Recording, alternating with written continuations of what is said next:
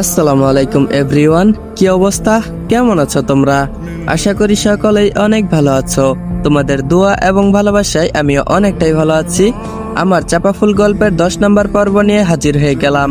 তো চলো বেশি কথা না বলে করি দেরি, চলো আজকের গল্প শুরু করি।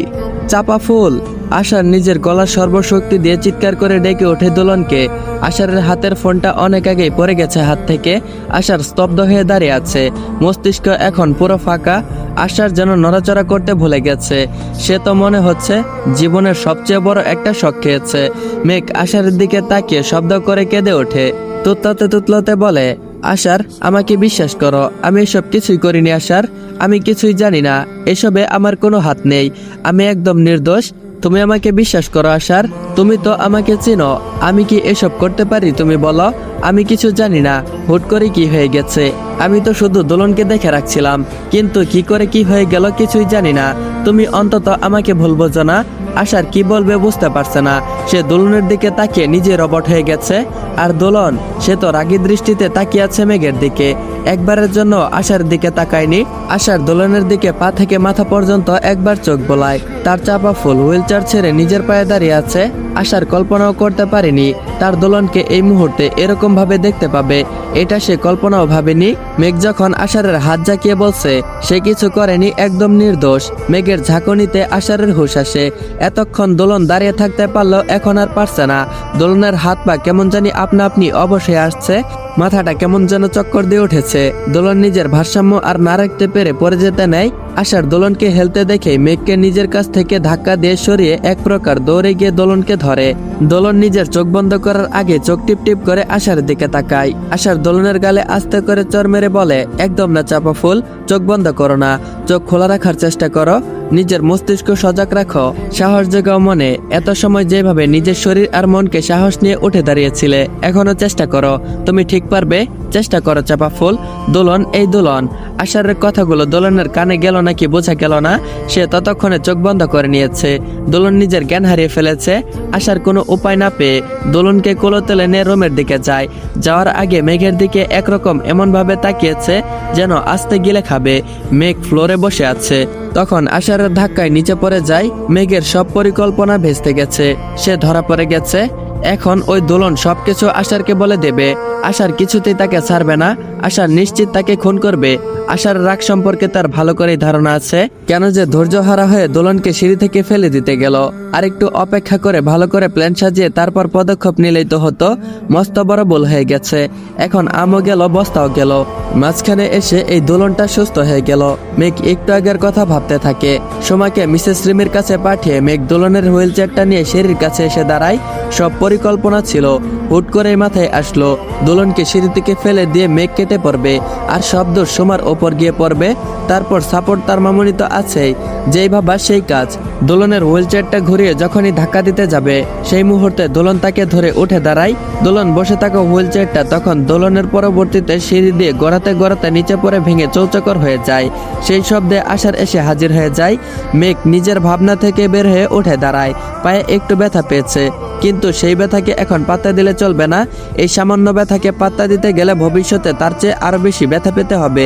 তার চেয়ে 1000 গুণ ব্যথা তাকে সহ্য করতে হবে। মেঘ উঠে দাঁড়িয়ে এক প্রকার নিজের রুমে দৌড়ে চলে যায়। রুমে গিয়ে তারপর সকল জিনিসপত্র ব্যাগে নিয়ে ভরতে থাকে। এই বাড়িতে আর এক মুহূর্ত থাকবে না। নিজের জীবন বাঁচানো ফরজ। 10 মিনিটের মধ্যে সবকিছু গোছগাছ করে রুম থেকে বের হয়। একবার ভেবে নেয় মিসেস রিমিকে বলে যাবে। কয়েক কদম এগিয়ে গিয়েও তারপর আবার ফিরে আসে। ওনাকে পরে ফোনে সবকিছু বলা যাবে। এখন মামুনের কাছে গেলে তারপর আরো দেরি হয়ে যাবে। ওইখানে গেলে 1000টা প্রশ্ন করবে। এমনও হতে পারে যেতেও না দিতে পারে। তাই মেঘ মিসেস রিমিকে না বলে চলে যেতে থাকে। নিজের ব্যাগ নিয়ে আশারদের বাড়ির গেটের সামনে আসতেই তার বাধা পড়ে। মেঘ বলল, কি ব্যাপার, আপনার সাহস তো কম না, আপনি আমার সামনে এই লাঠি ধরে কেন রেখেছেন? মেঘের কথায় সিকিউরিটি গার্ড বলল, আপনি কোথাও যেতে পারবেন না। মেঘ বলল, মানে আমি কোথাও কেন যেতে পারবো না? গার্ড বলল, আপনার বাইরে যাওয়া নিষেধ ম্যাডাম। মেঘ বলল, আমার বাইরে যাওয়া থেকে কে আটকাবে? তুই? তোর সাহস দেখে আমি অবাক হচ্ছি। একটা 2 পয়সার দারোয়ান হয়ে তুই আমার রাস্তায় আটকে দাঁড়াস? মেঘের এরূপ কথায় দারোয়ান রহিম বেশ অবাক হয়ে যায়, কষ্টও পায়। মানুষ কি করে নিজের বাবার বয়সের লোককে তুই তুকারি করে কথা বলতে পারে? তবুও নিজেকে সামলে তারপর বলে, আপনাকে যেন এই বাড়ি থেকে বের হতে না দেয় তেমনই নির্দেশ দেওয়া আছে ম্যাডাম। মেঘ বলল, কে দিল এমন নির্দেশ? দারোয়ান বলল, ওই যে স্যার।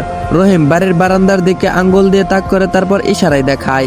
রহিমের হাতের বরাবর মেঘ বাড়ির বারান্দার দিকে তাকায়, তারপর শুকনো একটা ঢোক গিলে সেখানে আশার 2 হাত গুজে দাঁড়িয়ে আছে আর তার দিকে তাকিয়ে আছে। আশার ফোন বের করে কল লাগায়। মেঘ ফোনের রিংটোনের শব্দে কেঁপে ওঠে, কাপা কাপা হাতে নিজের ফোনটা উপর করে ধরে। বুঝতে আর বাকি নেই, স্বয়ং আশার তাকে ফোন দিয়েছে। মেঘ এবার ফোনের দিকে তো একবার আশার দিকে তাকায়। আশার চোখের ইশারায় ফোন রিসিভ করতে বলে। মেঘ কাপা কাপা হাতে ফোনটা রিসিভ করতে আশার বলে, কাউকে কিছু না বলে চোরের মতো এইভাবে কোথায় যাচ্ছিস তুই? মেঘ বলল, আমি বাড়িতে যাচ্ছি, মা খুব অসুস্থ। আশার বলল, খালামণি এতটাই অসুস্থ যে ব্যাগপত্র গুটিয়ে আমাদের বাড়িতে কাউকে কিছু না বলে একা একা পালাচ্ছিস? মেঘ বলল, পালাবো কেন? সত্যি মা খুব অসুস্থ। দারোয়ানকে বলো আমাকে যেতে দেয় যেন। আশার বলল, যাবি তো, এত তারা কিসের? তোকে ভালো মতো আপ্যায়ন করব, তারপর বিদায় দিব, ভিতরে আয়। মেঘ বলল, আমি আর কিছু করিনি আশার, আমাকে যেতে দাও, আমার এখানে থাকতে ভালো লাগছে না। আশার বলল, আমি কি বলেছি তুই কিছু করেছিস? এটা এমন হয়ে গেল না যে চোরের মন পুলিশ পুলিশ, আর তোর এখানে ভালো লাগছে না? সিরিয়াসলি? এখানেই তো সারা জীবন থাকতে চেয়েছিলি, এখন তাহলে মত বদলালি কেন? চুপচাপ ভিতরে আয়। মেঘ বলল, আমি বাড়ি যাব। আশার বলল, মনে হয় একা আসতে পারবি না, সময়কে কি পাঠাবো সুন্দর করে তোর ঘাড় ধরে আনার জন্য? তুই বললে এখনই পাঠাচ্ছি। মেঘ বলল, আমি আসছি। আশার ঠোঁট বাঁকা হেসে তারপর ভিতরে চলে যায়। মেঘ কোনো উপায় না পেয়ে তারপর কাপা কাপা পায়ে ভিতরে প্রবেশ করে। মনে মনে বলে, আজ তুই শেষ মেঘ, আজ তুই শেষ, কেউ আজ তোকে বাঁচাতে পারবে না। বর্তমানে আশারদের ড্রয়িং রুমে সকলেই উপস্থিত। আশার কালকে ডেকেছে সবাইকে। মেঘের বাবা মাও সেইখানে আছে, দোলনের খালামণি আর সুমনকেও ডাকা হয়েছে। সবাই উপস্থিত আছে, শুধু আশারের বাবা আর যিনি ডেকেছেন তিনিই নেই। আশারের জন্য সকলে অপেক্ষা করছে। মেঘ এক কোনায় দাঁড়িয়ে আল্লাহ আল্লাহ করছে। ভিতরটা মরুভূমির মতো শুকিয়ে চৌচির হয়ে গেছে তার। মুহূর্তের মধ্যে আশার সিঁড়ি দিয়ে নিচে নামতে থাকে। আশার একা নামেনি, সাথে দোলনও আছে। দোলনও আশারের সাথে নামছে, যদিও আশার 2 হাতে আগলে রেখেছে। দোলন আস্তে ধীরে কাপা কাপা পায়ে হেঁটে আসছে। দোলনকে এরকম ভাবে দেখে সকলে বসা থেকে উঠে দাঁড়ায়। কেউই এতক্ষণ জানতো না দোলনের জ্ঞান ফিরেছে। সকলে বেশ অবাক হয়ে যায়, হা করে তাকিয়ে আছে দোলনের দিকে। দোলন নিচে নেমে নিজের খালামণির দিকে তাকিয়ে কেঁদে দেয়। কাপা কাপা গলায় বলে, খালামণি। মিসেস খেয়া দৌড়ে এসে দোলনের কাছে আসে, তারপর দোলনকে জড়িয়ে ধরে কেঁদে ওঠে। পুরো মুখে চুমু খেতে খেতে বলে, তুই ভালো হয়ে গেছিস মা, তুই আমাকে খালামণি ডেকেছিস। মিসেস খেয়া খুবই ইমোশনাল হয়ে যায়। সুমনও এগিয়ে এসে দোলনের মাথায় হাত বুলিয়ে দিতে থাকে। এরই মধ্যে আশারের বাবা এসে উপস্থিত হয়। সকলের দিকে একবার তাকিয়ে বলে, বাহ, এখানে দেখা যাচ্ছে মিলন মেলা চলছে। কারো পরিচিত কণ্ঠ শুনে মিসেস খেয়া পিছনে ঘুরে তাকায়। বহু বছর পর তিনি এই কণ্ঠ শুনতে পাচ্ছেন। মিস্টার শ্রাবণের দিকে তাকিয়ে চোখগুলো যেন আপনা আপনি বড় হয়ে যায়। অন্যদিকে মিস্টার শ্রাবণও মিসেস খেয়ার দিকে তাকিয়ে আছে এক দৃষ্টিতে। বহু বছর পর কোনো কিছুর সম্মুখীন হতে যাচ্ছেন। মিস্টার শ্রাবণ ড্রয়িং রুমে সকলের সাথে দেখা করে বেশ অবাক হয়ে যায়। মাত্রই তিনি বাড়িতে ঢুকেছেন। তিনি কাগজপত্র রেখে গিয়েছিলেন, এজন্য আবারও বাড়িতে ফেরত আসতে হয়েছে। যদিও বা আজ আর অফিসে যাবেন না। হুট করে সকলকে একসাথে দেখে বলেন, বাহ, এখানে দেখছি সকলে মিলন মেলা চালাচ্ছে। মিসেস খেয়া দোলনকে বুকে নিয়ে কাঁদছিলেন। হুট করে কারো কণ্ঠস্বর শুনে চুপ হয়ে যান। সেই কণ্ঠস্বর যেটা আজ থেকে বহু বছর আগে ওনার চেনা ছিল, আজও সেই কণ্ঠস্বর তিনি ভুলেননি। কি করে ভুলবেন? সবকিছু কি সহজে ভোলা যায়? কিছু কিছু জিনিস যুগ যুগ পার হয়ে গেল মস্তিষ্কের মধ্যে থেকে যায়, চাইলেও সেটা মস্তিষ্ক থেকে সরানো যায় না। মিস্টার শ্রাবণ কথাটা বেশ জোরেই বলেছিলেন, যার দরুন সকলের দৃষ্টি সেইখানে। মিসেস খেয়েও ঘাড় ঘুরিয়ে সেই কণ্ঠস্বরের মানুষটির দিকে ঘুরে তাকায়। দুই জোড়া চোখ যেন মিলিত হয়, তখন স্তব্ধ হয়ে যায় সবকিছু। দুজনের চোখ হয় অবাক বিস্ময়ে। মিসেস খেয়া মিস্টার শ্রাবণকে দেখে স্তব্ধ হয়ে যায়। আজ কত বছর পর এই লোকটাকে দেখছে। মিস্টার শ্রাবণ মিসেস খেয়ার দিকে এক পলক ভাবে চেয়ে আছে। তৎক্ষণাৎ দৃষ্টি সরিয়ে নেয় আর ভাব এমন করে যে মিসেস খেয়া ওনার কাছে অপরিচিত। মিসেস খেয়া এখনো দৃষ্টি সরাননি, উনি এখনো মিস্টার শ্রাবণের দিকে তাকিয়ে আছেন। মিস্টার শ্রাবণ গলা খেকারি দিয়ে বলেন, কি এমন গুরুত্বপূর্ণ মিটিং চলছে আমাকে বাদ দিয়ে? আশার বলল, তুমি ঠিক সময় এসেছো বাবা, সকলেই উপস্থিত ছিল, শুধু তুমি ছাড়া। তোমাকে খুব প্রয়োজন ছিল এইখানে। আশার মিস্টার শ্রাবণকে উদ্দেশ্য করে বলে, তারপর কিছু মনে করার ভঙ্গিতে বলে, ওহ, তার আগে তোমার সাথে এনাকে পরিচয় করিয়ে দেই।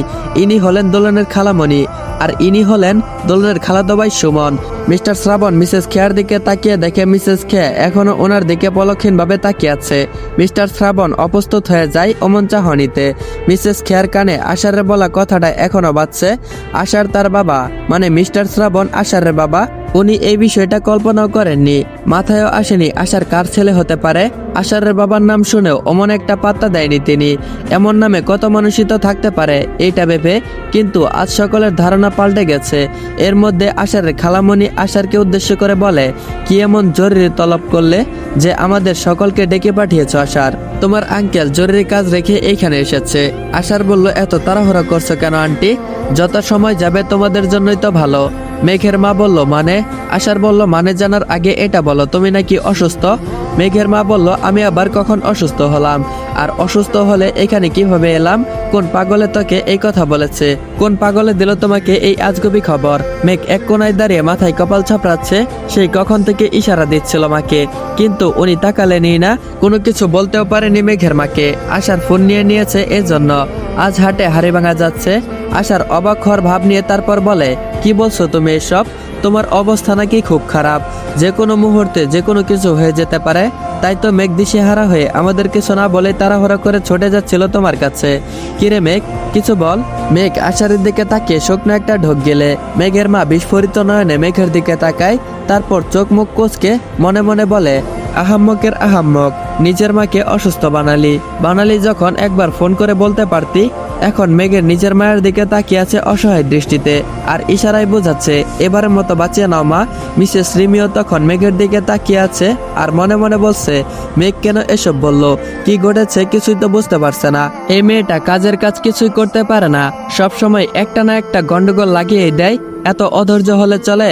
এখন পরিস্থিতি ভিন্ন। আগে না হয় দোলন ছিল না, কিন্তু ইমোশনাল ব্ল্যাকমেল করে কার্য সিদ্ধি করা গেছে। এখন তো দোলন আছে, আর এখন ইমোশনাল দিয়ে কাজ হবে না। এখন অন্যভাবে কায়দা করে তারপর কাজ হাসিল করতে হবে। এখন জানা নেই মেঘ কি করেছে, জানলে হয়তো কিছু একটা উপায় বের করে যেত, তারপর বিষয়টা আস্তে ধীরে জানা যেত। মিসেস রিমির ভাবনার মাঝে আসার মেঘকে আবারও সকলের সামনে এসে দাঁড়াতে বলে। মেঘ ওখানে রোবটের মতো দাঁড়িয়ে থাকে, এক চুলো নড়ে না। আশার বলল, কিরে মেঘ, তোকে এখানে আসতে বলেছি আমি। মেঘ কোনো কিছু বলে না, শুধু চুপচাপ দাঁড়িয়ে থাকে। আশার বলল, মেঘ, কিছুটা চিৎকার করে আশার ডাকে। মেঘ তখনও ওইভাবেই দাঁড়িয়ে আছে, ভিতরে ভিতরে তার গলা শুকিয়ে কাঠ, শরীর বারংবার কেঁপে উঠছে। মেঘের মস্তিষ্ক কাজ করছে না, কিছু একটা বলে বিষয়টা সামলাতে হবে। আশার এবার প্রচন্ড রেগে যায়, সোমাকে চিৎকার করে ডাকে, সোমা, এই সোমা, এইদিকে আয়। আশারের ডাক শুনে সোমা এক প্রকার দৌড়ে আশার সামনে এসে উপস্থিত হয়। এই যে আমি। সোমা হাত উঁচিয়ে বলে। আশার বলল, আমাদের মেঘের কানে সমস্যা বুঝলি, তাই ডাক দিলেও শুনতে পায় না। সোমা, তুই এক কাজ কর, আমাদের মেঘরানির চুলের মুষ্টি ধরে এখানে টানতে টানতে নিয়ে আয়। দাঁত কিরমির করে শেষের কথাটা বলে আশারের এহেন কথায় সকলে বেশ অবাক হয়ে যায়। মেঘের মা বলল, আশার এইবার একটু বাড়াবাড়ি হয়ে যাচ্ছে। তোমার বাড়িতে যে এইসব মেনে নিব তা কিন্তু না। তোমার সাহস কি করে হয় তুমি আমার মেয়েকে এইসব বলো? বলে যেও না মেঘ তোমার পরিচয় কি হয়। মেঘের বাবা এখানে উপস্থিত, আমি অবাক হয়ে যাচ্ছি তোমার সাহস দেখে। আশার মেঘের বাবার কথা শুনে তাচ্ছিল্যের সুরে বলে, আমি একদম ভুলে যাইনি মেঘকে। আপনার কাছে হয়তো মেঘ আপনার রাজকন্যা, কিন্তু আমার কাছে মেঘ একজন খুনি, তাছাড়া আর কিছুই না। আশার মা এবার বলে, কি বলছিস তুই আশার? তোর মাথা খারাপ হয়ে গেছে? মিস্টার শ্রাবণও এবার গলা খেকারি দিয়ে বলে, হ্যাঁ স্যার, তুমি এসব কি বলছো? আশার বলল, আশ্চর্য, খনিকে খনি বলতেও পারবো না? তোমাদের জন্য কি এখন খনিকে খনি বলা যাবে না? মেঘের মা বলে, কাকে খুন করেছে? আমার মেয়ে। আমার মেয়ে তোমাকে ভালোবাসে, তার মানে এই না যে তুমি যা ইচ্ছা তাই বলে অপমান করবে। আশার বলল, তোমরা আসলেই জানতে চাও তো তোমাদের আদরের মেঘরানীকে কেন আমি খনি বলছি? তাহলে শোনো। আশার চাপা ফুল বলতে গিয়েও আবার বলল না, দোলন তুমি বলো। দোলন আশারের কথায় চোখ টিপ টিপ করে মেঘের দিকে তাকিয়ে বলে, এই মেয়েটা আমাকে সিঁড়ি দিয়ে ধাক্কা দিয়ে ফেলে দিতে চেয়েছিল। অনেক কষ্টে দোলন কথাটুকু বলে। এই কথাটুকু বলতে গিয়ে হাঁপিয়ে গেছে প্রায়। দোলনের কথা শেষ হওয়ার কিছু মুহূর্তে পরেই কিছু একটা ঠাস ঠাস শব্দ হয়। মুহূর্তের মধ্যে মেঘ আহ করে শব্দ করে মেঝেতে পড়ে যায়। সকলেই অবাক হয়ে তাকিয়ে দেখে সুমন রাগী দৃষ্টিতে মেঘের দিকে তাকিয়ে আছে। মেঘকে সুমনই চর মেরেছে দুইটা। মেঘ বলে মেঘের মা দৌড়ে মেঘের কাছে যায়। মেঘ এখনো মেঝেতে ওইভাবেই পড়ে আছে, গাল দিয়ে যেন আগুন ঝরছে, জ্বলে যাচ্ছে গাল দুটো। সারা জীবনে মনে হয় এরকম জোরে তার শরীরে কখনো আঘাত পড়েনি। মেঘের লাল হয়ে যাওয়া গালের দিকে তাকিয়ে মেঘের মা আপা বলে চিল্লিয়ে ওঠে। মেঘের মা বলল, আপা, তুমি কোনো কিছু বলছো না কেন? সকলে মিলে প্ল্যান করে আমার মেয়েটাকে এইভাবে অপমান করছে, আর এই বাইরের ছেলে কি করে সাহস পায় আমার মেয়ের গায়ে হাত তোলার? তোমার কি খুব ভালো লাগছে এসব দেখতে? বোনের কথায় মিসেস রিমি কিছু বলতে যাবে, তার আগেই আশারের কথা শুনতে পাই। এখন মুখ যা বলবে ভেবেচিন্তে বলবে মা, কারণ জিজ্ঞেস করবে না বলছি। তবে বলে দিচ্ছি, মুখে যা বলবে ভেবে বলবে। আশারের এহেন কথায় মিসেস রিমি স্তব্ধ হয়ে যায়, নিজের বলার ভাষা একদম হারিয়ে ফেলেছে। এবার মেঘের বাবা এক পা দুই পা করে মেঘের দিকে এগিয়ে আসে। মেঘ বাবাকে এগিয়ে আসতে দেখে শুকনো একটা ঢুক গেলে বাবাকে সে বড্ড ভয় পায়। মা সবকিছুতে সাপোর্ট করলেও বাবা খুব ভিন্ন। মেঘের বাবা এগিয়ে গিয়ে হাত বাড়িয়ে তারপর মেঘকে ওঠায়। মেঘ বুঝতে পারলো বাবা হয়তো এইবার তাকে সাপোর্ট করবে। মেঘ বাবার দিকে তাকিয়ে মুখটা হাসি হাসি করে ডাকে, বাবা। কয়েক মুহূর্তে পরে আবারও বিকট শব্দ হয়। সকলে যেন সেই শব্দে তবদা খেয়ে যায়। মেঘের কপাল ফেটে একদম রক্ত ঝরছে। সেই দিকে না তাকিয়ে তার সামনে থাকা ব্যক্তিটার দিকে অবাক চোখে তাকিয়ে আছে। কিছু সময় আগে ঘটে যাওয়া ঘটনা সে কিছুতেই বিশ্বাস করতে পারছে না। তার মাথা কেমন করে জানি আউলিয়ে আসছে। একটু পর পর দানবীয় চর খেতে খেতে তার গাল দুটো যেন অবশ হয়ে গেছে। তার বাবা যে এত রাগী সেটা তার জানা ছিল, তবে তিনি বকাবকি করলেও কখনো তার গায়ে হাত তোলেনি। আর বাবাকে বেশি সময় মেঘ কাছেও পায়নি, কারণ তার বাবা ব্যবসা নিয়ে এক জেলা থেকে আরেক জেলায় ঘুরে বেরিয়েছে। বাবা একটু খুব কম কাছে পেয়েছে তার বাবার সাথে, এজন্য খুব মধুর স্মৃতিও নেই তার কাছে। বাবা একটুতে তাকে অনেক বেশি জ্ঞান দিত, যেটা কিনা মেঘের একদমই পছন্দ ছিল না। এজন্য বাবার থেকে 10 হাত দূরে থাকতো। সে দূরে থাকতে অনেক বেশি পছন্দ করত। বাবা এতটুকু শাসন করলেও কখনো গায়ে হাত তোলেনি। এই প্রথম তিনি মেঘের শরীরে আঘাত করেছে। মেঘ ছলছল চোখে বাবার দিকে তাকিয়ে আছে। মেঘের মা দৌড়ে আসে মেঘের কাছে। মেয়েটাকে কিরকম ভাবে চর দিয়ে দূরে ছিটকে ফেলে দিয়েছে। মেঘের মা মেঘের মুখটা উঁচু করে গাল দেখতে নাই, তখনই নজর যায় কপালের দিকে। কপাল কেটে রক্ত ঝরছে। মেঘের মা আ বলে চিৎকার করে ওঠে আর বলে, আপনি আমার মেয়েকে কি জন্য মেরেছেন? আপনি কি মানুষ? পুরো বিষয় না জেনে কেন আমার মেয়েটাকে এইভাবে মারলেন? মেঘের দিকে তাকিয়ে দেখেন কি অবস্থা করেছেন আপনি। ওর কপাল ফেটে রক্ত ঝরছে। মেঘের বাবা বলল, আমি মানুষ, কিন্তু আমার মেয়েটাকে আমি মানুষ করতে পারিনি। তোমার হাতে দায়িত্ব দিয়েছিলাম মেয়ের, নিজের কাজে থাকায় আমি সবকিছুর দায়িত্ব তোমার উপর দিয়েছিলাম। এখন মনে হচ্ছে আমি সব থেকে বড় ভুল করেছি। তোমার আশকারা পেয়ে পেয়ে মেয়ে আমার মানুষ না হয়ে একটা কোলাঙ্গার তৈরি হয়েছে। এই থাপ্পড়টা ওকে না মেরে তোমার গালে মারা দরকার ছিল, কিন্তু আফসোস তোমার গায়ে হাত তুলতেও আমার বিবেকে বাঁচছে। মেয়ের জন্য দরদ উতলে পড়ছে। তোমার মেয়ে আর অন্যের মেয়ে জলে ভাসা কচুরি পানা, তাই না? এই খুনিকে আমি আর আমার বাড়িতে জায়গা দিব না। তুমি যদি একে নিয়ে বাড়িতে আসো তাহলে তোমার দরজা বন্ধ চিরদিনের জন্য, আর আমার বাড়িতে কখনো আসবে না এই মেয়েকে নিয়ে। আশার, এই খুনির যা করার তুমি করতে পারো। পুলিশের দিলে পুলিশেও দিতে পারো, নয়তো তুমি নিজে শাস্তি দিলে সেটাও দিতে পারো। আমি তোমার পক্ষে আছি। আমার তরফ থেকে তুমি যা করবে তাতে সম্পূর্ণ সাপোর্ট আছে। তারপর দোলনের কাছে এগিয়ে গিয়ে মাথা নিচু করে বলে, হাত জোর করে অনুরোধী সুরে বলে, তুমি আমার মেয়ের বয়সী, বাপ হিসাবে আমি ব্যর্থ। পারলে তুমি এই হতভাগা বাপকে মাফ করে দিও।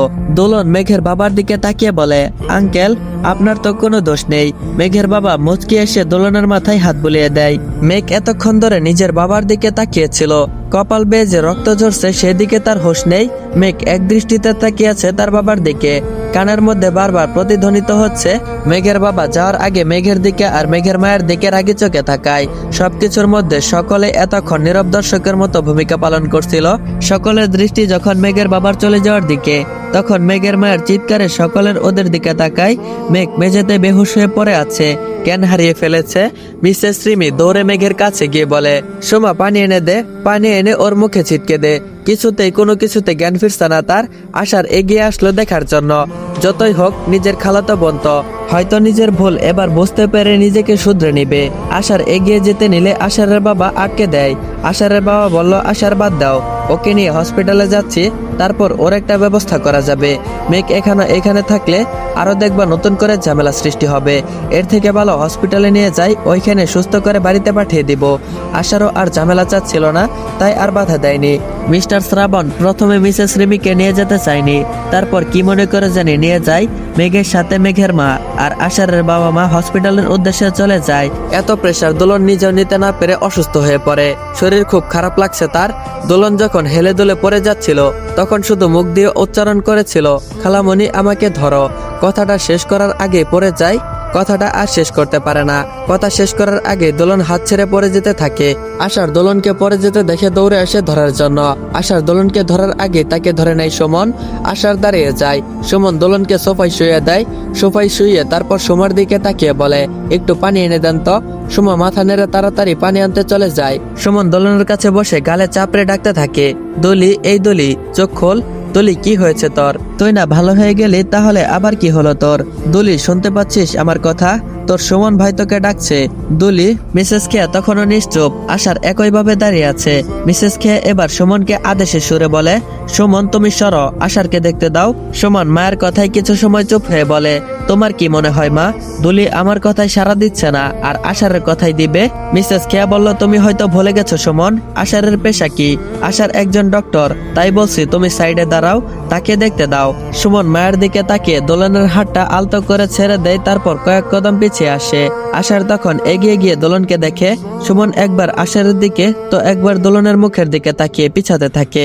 পিছাতে পিছাতে ঘুরে চলে যেতে থাকে। মিসেস খেয়া সুমনকে চলে যেতে দেখে বলে, কোথায় যাচ্ছিস সুমন? একটু অপেক্ষা কর, দোলের জ্ঞান ফিরলে আমিও চলে যাব। সুমন কোনো কথা না বলে বাড়ি থেকে বের হয়ে যায়। মিসেস খেয়া নিজের ছেলের যাওয়ার দিকে তাকিয়ে একটা দীর্ঘশ্বাস ছাড়ে।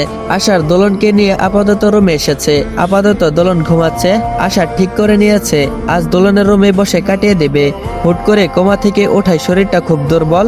মিসেস খেয়া চলে গেছে সন্ধ্যার দিকে। আশার অবশ্য পৌঁছে দিতে আসছিল, কিন্তু উনি জানান নিজেই যেতে পারবেন। ভোর 4টায় হুট করে কিছু একটা শব্দ শুনে ঘুম ভেঙে যায় দোলনের। চোখের সামনে কারো অভয় দেখে শুকনো একটা ঢুক গলে বিছানার চাদরটা খামচে ধরে আর তুতলাতে তুতলাতে বলে, আপনি? দোলন আশেপাশে কাউকে দেখতে পায় না, খুব ভয় হচ্ছে তার। এর মধ্যে কারো বিদগুটো শব্দ শুনে থমকে যায় দোলন। কিরে, তোর দেখি কই মাছের জান, কত কিছু করলাম কিন্তু তুই বেঁচে গেলি। শেষমেশ গাড়ির ধাক্কা দিয়ে তোকে মারতে চাইলাম, তারপরও তুই বেঁচে গেলি। এই তুই কি জাদু জানিস নাকি? বলতো, বলছিস না কেন? বলে দোলনের গলা টিপে ধরতে যায়। এর মধ্যে কারো পায়ের আওয়াজ শুনে লোকটা তাড়াতাড়ি সরে যায়। আশার রুমে ঢুকে দেখে দোলন কেমন জানি করছে। আস্তে আস্তে দোলন কেমন জানি উত্তেজিত হয়ে যাচ্ছে। আশার কোনো উপায় না পেয়ে তারপর তাড়াতাড়ি করে দোলনের হাতে একটা ইনজেকশন পুশ করে তাকে ঘুম পাড়িয়ে দেয়। আসসালামু আলাইকুম এভরিওয়ান, আমার চাপাফুল গল্পের 10 নম্বর পর্বটা এইখানেই এন্ড করা হলো। তো শুরু থেকে যারা যারা গল্পটা দেখে আসছো তাদের কাছে গল্পটা কেমন লাগছে আমি জানি না, কিন্তু মাঝখান থেকে গল্পের পর্বগুলো কিন্তু খুবই ইন্টারেস্টিং। আমি জানি এরপরের পর্বগুলো তোমাদের কাছে অনেক ভালো লাগছে, এমনকি আজকের পর্বটাও তোমাদের কাছে ভালো লাগবে সেটা আমি জানি। দোলনকে কে মারতে চেয়েছিল, আর গাড়ি দিয়েই বা কে ধাক্কা দিয়েছিল, আর দোলনকে মারার পেছনে কার হাত আছে সেটা জানতে হলে অবশ্যই পরবর্তী পর্বের জন্য অপেক্ষা করতে হবে। আর যারা যারা চ্যানেলটা এখনো সাবস্ক্রাইব করো নাই তারা অবশ্যই চ্যানেলটা সাবস্ক্রাইব করে বেল আইকন নোটিফিকেশনটা অন করে রাখবা, যাতে করে পরবর্তী পর্ব আসার সাথে সাথেই তোমরা দেখতে পারো। তো গাইস, দেখা হচ্ছে পরবর্তী পর্বে। ততক্ষণ পর্যন্ত সবাই ভালো থাকবা, সুস্থ থাকবা। আল্লাহ হাফেজ।